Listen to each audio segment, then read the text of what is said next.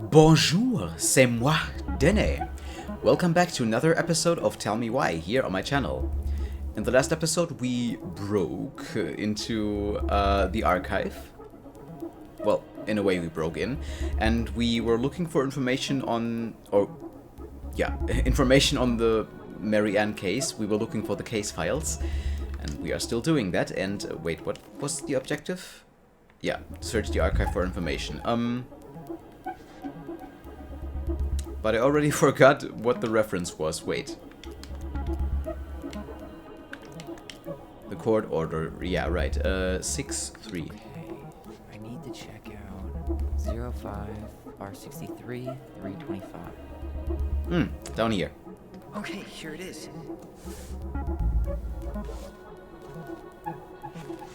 Well, that's a picture I definitely don't want to keep. Order for temporary detention or placement in the Superior Court for the State of Alaska. In the matter of extended placement of Ronan, let's just say Tyler. We know who it is, right? Case number 68653 DL, minor under 18 years of age. Order for detention or placement. Date of birth. Hearing held on, I'm gonna skip all of this, having found probable cause to support the pending petition or the minor having been determined delinquent or in violation of a probation or conduct agreement, the court finds by a preponderance of the evidence that detention or placement outside the home of a parent or guardian is necessary to protect the minor or others. It is ordered that the minor is committed to custody of the Division of Juvenile Justice, DJJ, for detention in a locked or secure facility such as Fireweed Residential Center for Troubled Youth. DJJ has discretion to release the minor without further court order. Other orders, the above is supported by the oral findings entered on record and contained in the clerk notes, or as otherwise noted below. Order for detention or placement, recommended on effective date March 18th, 2005, Superior Court Master A. Benjamin, Superior Court Judge Erica Wright. I certify that on a copy of this order was sent to DJJ minor attorney parent guardian. Yeah, whatever. Placement or detention facility. Clerk Curtis Davis, blah blah blah.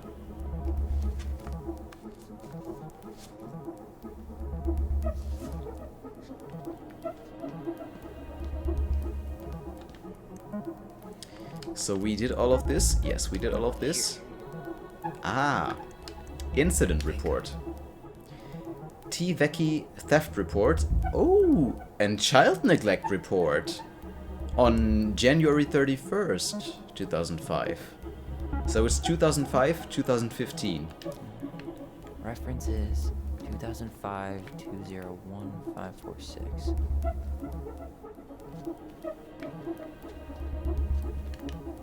Here we go. That's gonna be interesting, I hope. Wait, what the hell? Tessa accused her of child neglect. Delos Crossing Police Department Summary Incident Report. Report number, incident information, incident code, incident type, theft.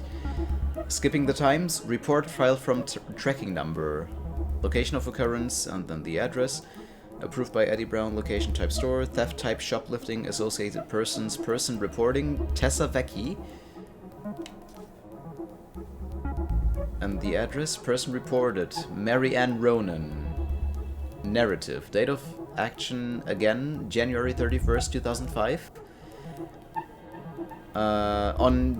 January 31st, at approximately 10:45 a.m., Mary Ann Ronan entered Fireweed Vecchi, owned by Thomas and Tessa Vecchi.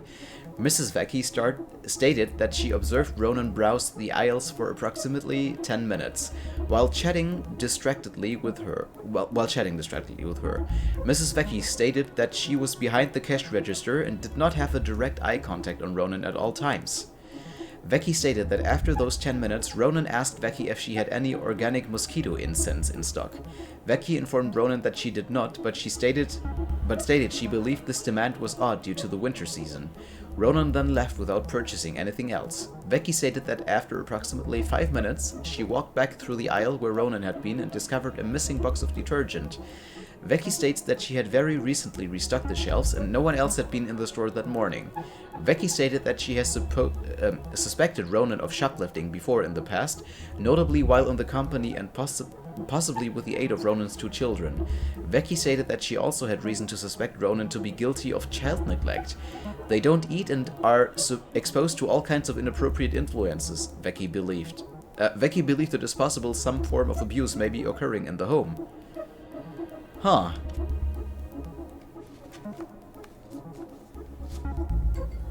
Okay. That puts an interesting twist on things, because in the memories we always saw Tessa freely giving us stuff, you know, even in the store. When she said, you know, just take something off the shelf, it's fine. Tessa's name came up. Search for her? When I'm done, yes. Oh, there's another incident report. J. Miller, verbal and physical threat. 2000.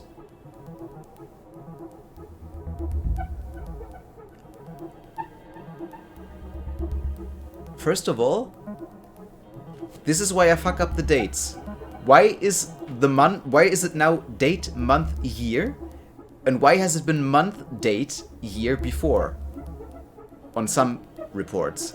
Well, anyway, J. Miller, verbal and physical threat.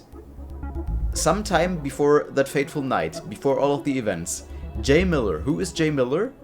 And why is he verbally and physically threatening Mary Ann? Maybe because it's a crazy ex-husband that could be the Mad Hunter? Maybe? Just maybe? Okay, I need to check out 2005-210-195.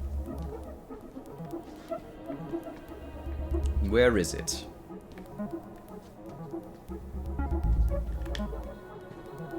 There. What will we find? Okay. Oh, the music changed.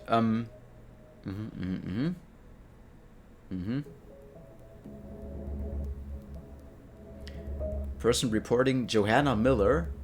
Okay, in that case, it's not a crazy ex-husband, I think. Person reported Mary. Oh, it was the other way around. Oopsie, Mary Ann threatened her. Okay. Narrative. On January 18th, 2005, at approximately 3:25 p.m., Mary Ann Ronan arrived at Johanna Miller's home to cut her hair. Oh, yeah, the appointments, we remember. The two women had settled on date and time earlier that week. The appointment was arranged for 3 p.m., and Miller states that that is the only thing they had arranged on that day, and had not agreed, holy shit, I can't read. I'm getting lightheaded, a lot of talking, and had not agreed on any sort of payment.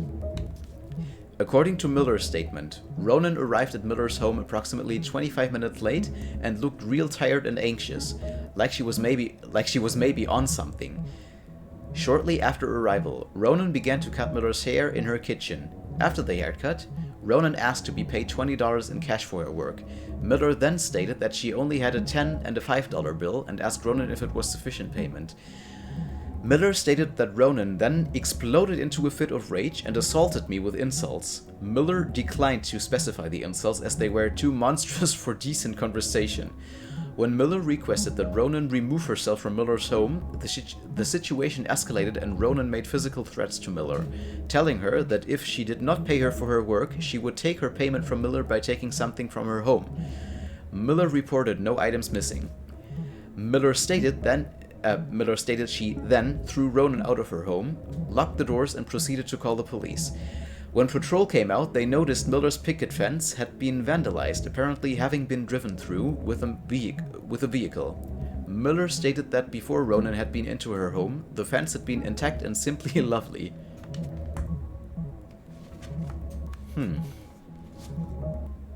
Well, I guess when somebody charges you $20, you can't give them 15 and call it a day, right? But yeah, also when you make an appointment like this, even if you are not a professional stylist or I don't know, whatever, you should agree on a payment in advance, right?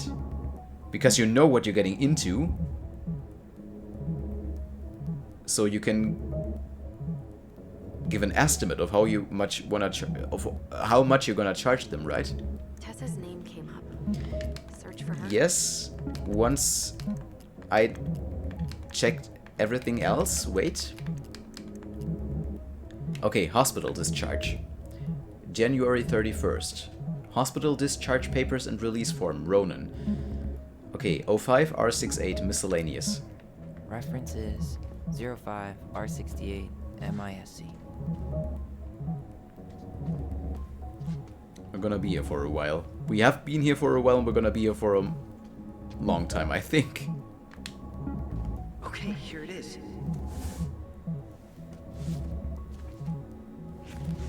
Huh. Why is that here? St. Meadow Clinic. Patient last name Ronan. Medical record number, address. Diagnosis, concussion. Description of symptoms. Oh! When he fell off the tree. He was the one who fell off the tree. It wasn't Allison, right? But anyway, description of symptoms. Pressure in the head and headache. Loss of consciousness, nausea, and dazed. Hospital release. I, patient name or legal guardian, Tessa Vecchi, hereby release St. Meadow Clinic from liability following the patient as per terms of this release agreement. I have read and understood this hospital release form.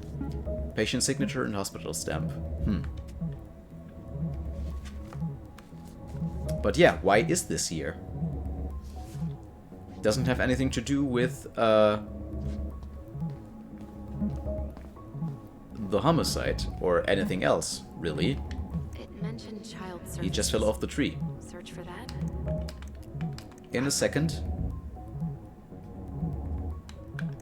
Here.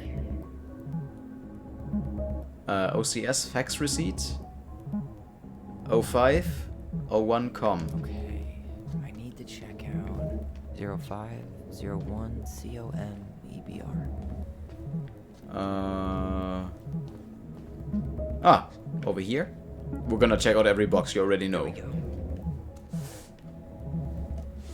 What do we have here? Sorry if this isn't interesting or anything, Jesus. but Unbelievable. Aly, Tessa called fucking social services on us. And Eddy went along with it. What? Where are you? What's going on? okay, yeah, well, just a confirmation, not really interesting. Gonna put it back. We got some info that Tyler just told Allison, Need to get moving. and that's it. Shit. Yes, it is. I'm sorry, Tyler. I couldn't stop him. Uh-oh. He's coming your way. Get out. Uncle, we didn't mean to. I'm not gonna repeat myself. You're a goddamn hypocrite. I said move it. Hey! Get off me! Rather spend the night here? Come on, I said don't fucking touch me! go on. And consider yourselves lucky you're family.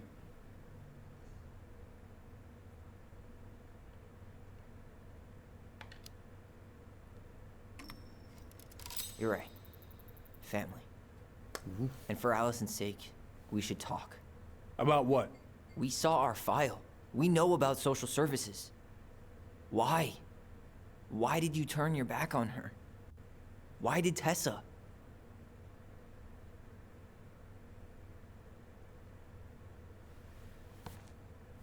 Okay. Yeah, you're right. We need to talk.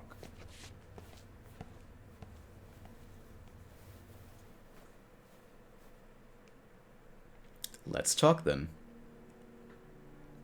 Glad I can take a little break. The winter before your mother's death was hard.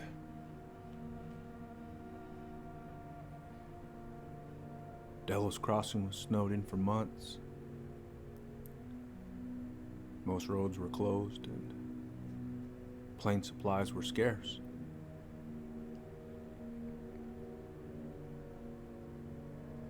Everyone was struggling. Especially Marianne. Yeah. She was always just scraping by. And that winter left nothing to scrape up. Even if locals had found time to help her. I don't know, I'm not sure your mother would have accepted.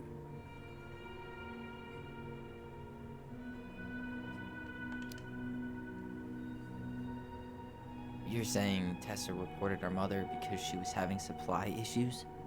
Tessa came to me because she was honestly concerned. Right. I was legally required to report Tessa's complaint, even if I didn't agree.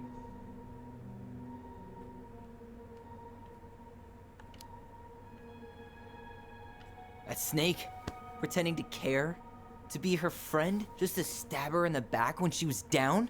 Tessa helped out your family for years. I'm convinced her concern was real. Of course you would. We saw those townie complaints against Marianne, Tyler. It wasn't just Tessa's word. Is that why you came over that day, before she died? You felt shitty, didn't you? That's why you broke procedure? I had to warn her that it was happening and that it wasn't looking good. An assessment worker had been assigned and started doing background checks. What else was I supposed to do? I thought always telling each other the truth was our #1 rule. Still is, little moose. And yet you still lied. I didn't want you two putting yourselves through unnecessary hurt. But you're adults and that was your choice to make. I'm truly sorry.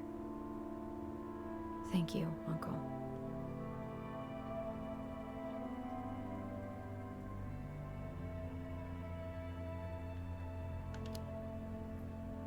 What? That's bullshit! He didn't forget to water your goddamn plants. He lied.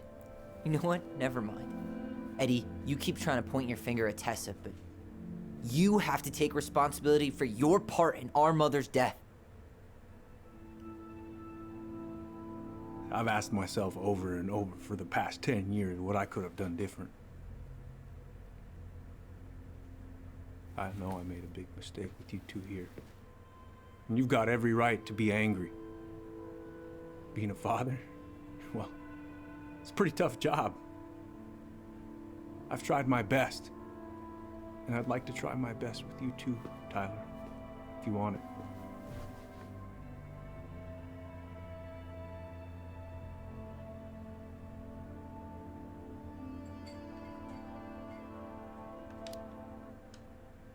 I'm open to getting there.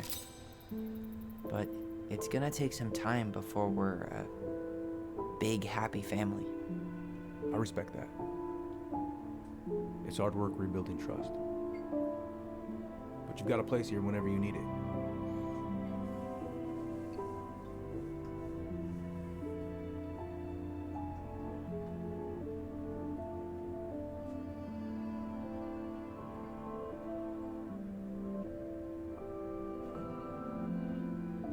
Group hug? No. Absolutely not.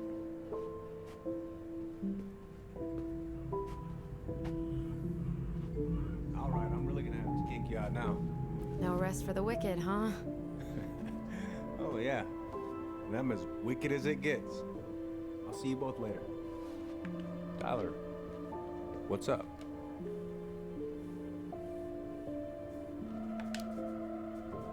So, I saw the invoice from Fireweed. When you were going through my stuff? Right. We don't have to talk about it. Oh, actually, no. I'm not gonna let you tough guy your way out of this. You didn't have to do that, but you did. And going to Fireweed was everything. So, thank you.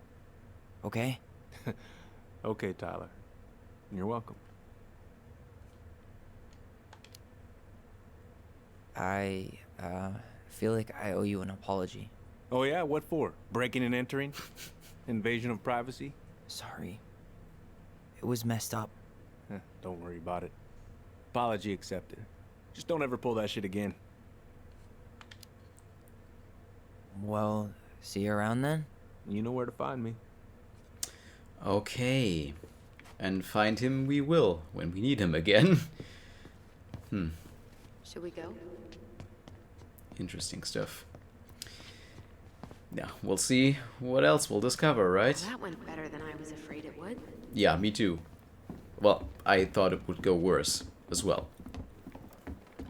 Something happen when we go down here? No, they don't attack us. Can't talk to Denise. How about him?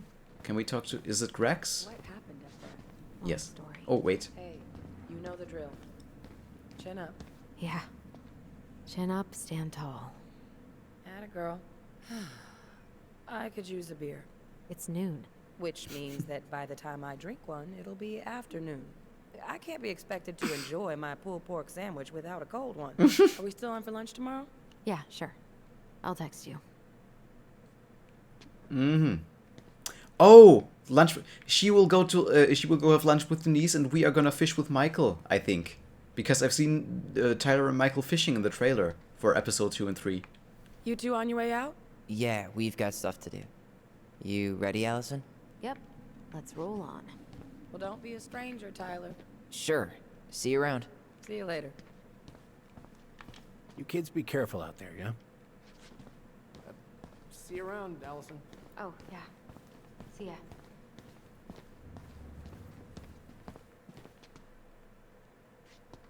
Collectible?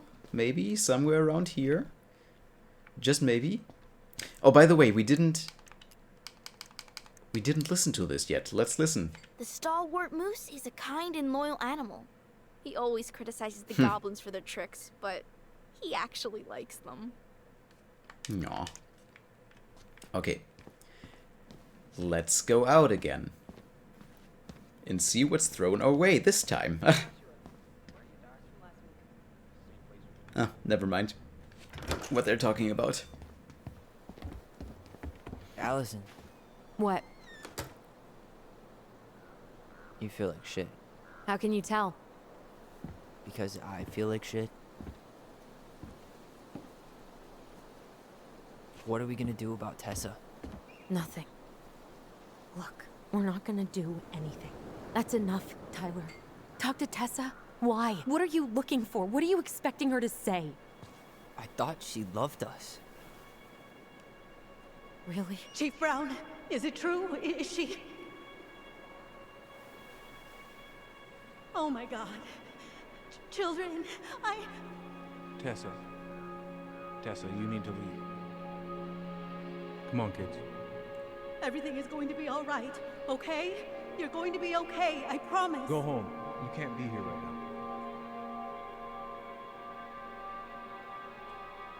Oh God. Oh God.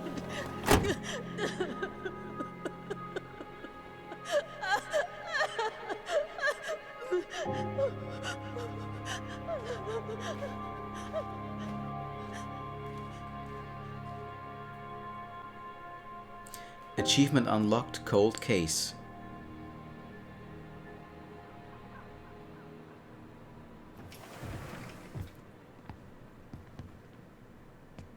Where is everybody? Tessa's gotta be around somewhere. I think I'm hearing something. Well, at least we know the entire world didn't vanish.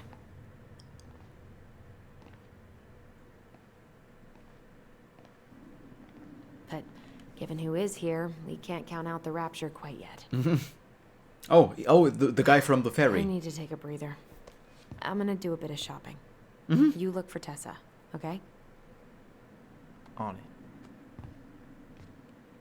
And maybe also for a collectible and for a cute guy over there. I was finishing up, see, a big old bull was staring me down.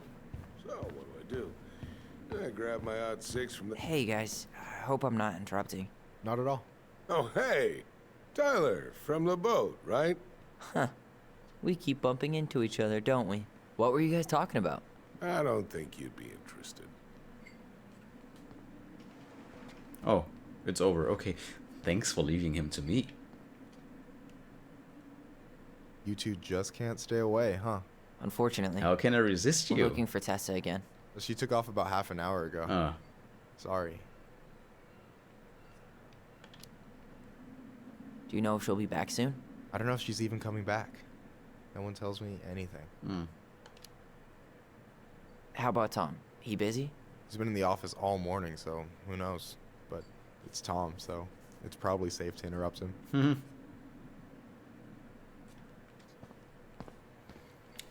Okay, too bad they can't really flirt right now, right? Stripes candy? Never heard of it. More stripes! Candy. Maybe I should pick up some for Allison? Why not? So that Michael can make us his world-famous pancakes. It was pancakes, right? I think it was. No, I switched shifts because I wanted to get some sleep. Oh. But it turns out I was also scheduled to work this Oh. Michael, how do you always end up double booked? because I'm too much of a badass to read a schedule. You're gonna work yourself to death, you know? Yeah, well, I can't really turn the money down. A security deposit is gonna be a bitch. I have no idea how I'm gonna get my half together. Selling blood's a thing, right? You worried about the house? A little. And I had to turn down an appointment with the only interested buyer we've gotten. Well, girl, you're lucky I'm picking up the extra shifts then. So what have you two been up to today? We went by the police station. Found Marianne's file in the archives. Man, I feel kind of weird asking a follow-up to that, but, you know, if you need to talk about anything. Yes, I do. Where to even begin? Turns out, Tessa reported our mother to social services. With Chief Brown's help, of course. It's a messy, confusing situation all around. Which is why we want to talk to Tessa. Oh, wow. I'm sorry. How's Allison? She's dealing with it. He doesn't seem very interested. I'm here if you need anything. You alright? Yeah, just clearing my head a bit before I talk to Tom. I'm here if you need anything. Okay. Take a look at this. Oh man, I haven't had this cereal in forever. Chuck cracks. Oh, Shoko cracks, okay.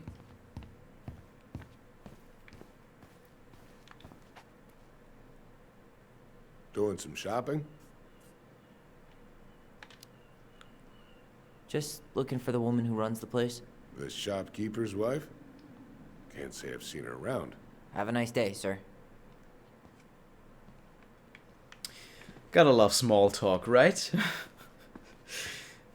What else can we take a look at before we go into the office?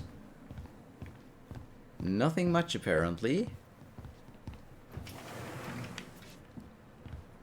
Oh, I can't take a look at...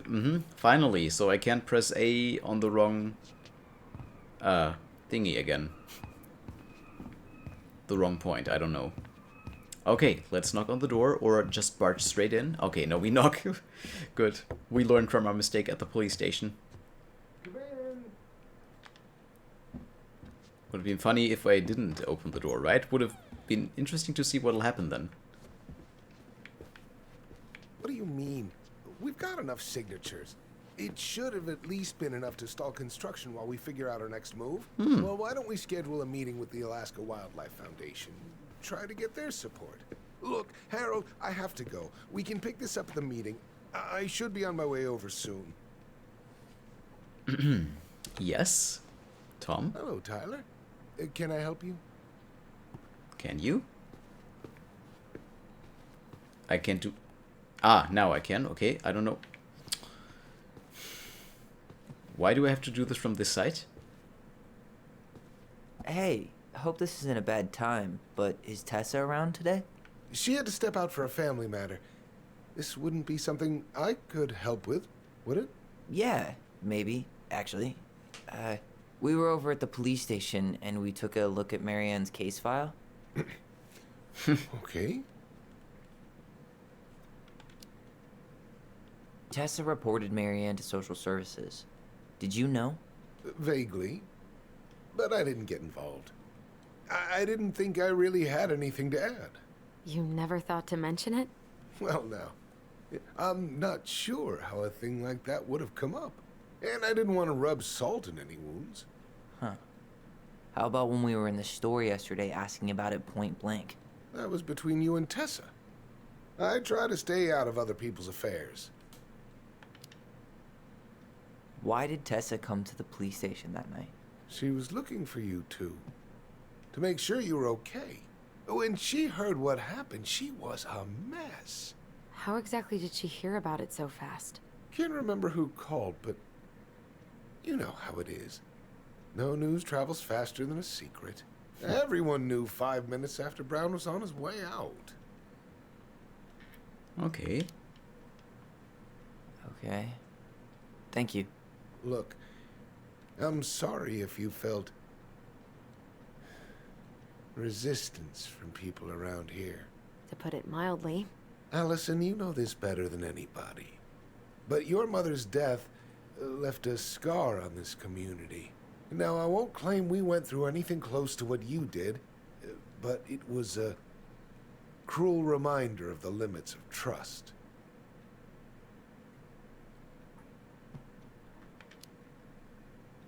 Well, if we want to get past the limits of trust, we all need to face what happened, which means being completely honest about it. We all want to find peace, kids. It's just harder for some people to talk about the past. Now, you let me know if you have any other questions, okay? Hey, Yes? you said I should remind you not to be late for your meeting, so don't be late. Yep. I'll be on my way in a minute. So, kids, was there anything else you two wanted to talk to me about? Did you ever hear any rumors about our mother? Like, who her father might have been? I'm not exactly a rumor monger. Your mother was close to a few men, but whether they were your father, I couldn't say.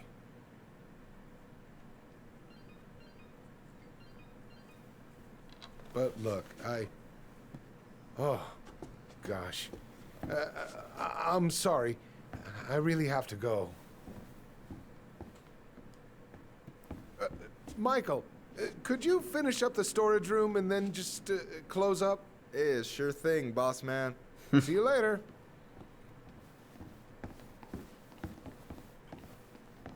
You two want to help a brother out, spend the afternoon here working for free? Why not? We came here to talk to Tessa, and she's not here. She's at the cemetery, visiting her parents. Oh. Hey, tell you what. Why don't you guys help me close the store, and then we can drive over together.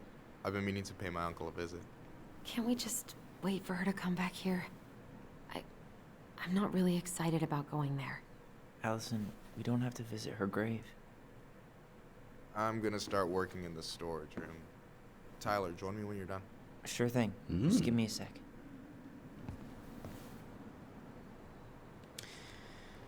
Okay. So, almost 34 minutes for this episode, so story time. This time, we don't have such exciting music in the background. Okay. The moon hag loses her name. I don't know who the moon hag is, but I think we will find out. Oh, well, she looks charming, that's for sure. The moon hag loses her name. Once upon a time, in a deep and cold lake in an ancient forest, there lived an old seal who was a powerful witch in disguise. She was mean and cruel. She liked nothing more than to swim in the deepest part of the lake, where the light was dim under the ice, admiring the corpses of the many victims she tricked into the water over the years. She was so hateful that only the cold water of the lake could keep her cool. Her most prized possession was a tin mirror sold to her by the secret keeper, and she kept it in a chest at the bottom of the lake. It was no ordinary mirror. If you looked in it, you would see a reflection of who you truly desire to be. And for 1 hour, the mirror granted you the power to appear as that person. Why do I have a feeling this is relating to Tyler? Anyway, moving on. Whenever a boat or an unwise traveler approached the edge of the lake, the old witch used the mirror to appear as the beautiful woman she always wished to be, and with this disguise, she lured the unfortunate sailor or wanderer into the deep and cold water. There, the old seal forced the victim to become her servant, and when she was done with them, they joined her collection of corpses in the deepest part of the lake. One day, when the old seal swam down to her den under the lake, she discovered that someone had stolen her mirror. The chest where she kept her most prized possession had been forced open, and now it was empty. Who would have committed such a crime? Who had dared to deprive her of her only treasure? The old seal went mad, and her anger heated the water of the lake around her. For a time, everyone was happy with the temperature change, for the weather suddenly became sweeter and the air warmer. But after a few weeks, things started to get ugly. First, the fish began to die off, for they could not live in the hot water. Then, the glaciers began to melt, and the water of the lake rose and spilled out, flooding the forest and the meadows. And finally, the weather grew so hot that even the Ice King himself was awakened from his long sleep and decided to see what was going on. In the deepest part of the lake, he found the mad witch steaming among the corpses her victims, so angry that the lake was about to boil. It only took a few minutes for the Ice King to understand what had happened and demand that the thieves present themselves before him. The thieves had no choice but to appear, for no one dared to disobey the Ice King. The crafty goblins presented themselves, mirror in hand. "Why did you steal the mirror?"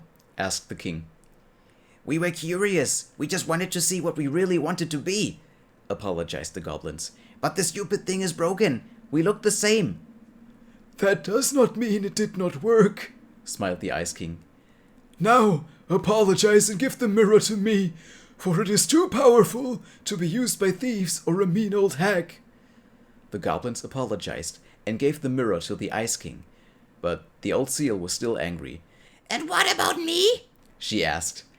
"I have been deprived of my treasure, and I demand compensation." The Ice King frowned as he spoke again. "Old hag, you are mean and cruel, but I concede you have been wronged. For now, you will be allowed to leave the lake and walk the earth as the hag you really are, but only when the moon is full. And you, goblins, you had better stay away from the lake, for I won't protect you from the moon hag's wrath." And this is how the two goblins forced the moon hag to change her name. Okay, I don't think we know who the moon hag is in real life just yet, and I also don't think we know who the Ice King is in real life. But that thing with the corpses is very... yeah. That's something. Let's just say that's something. Anyway, taking a look at my stopwatch, I've been recording for a little over 38 minutes now, so you know what that means. Thank you very much for watching. I hope to see you again very soon in the next episode of Tell Me Why, or in another game here on my channel. Bye!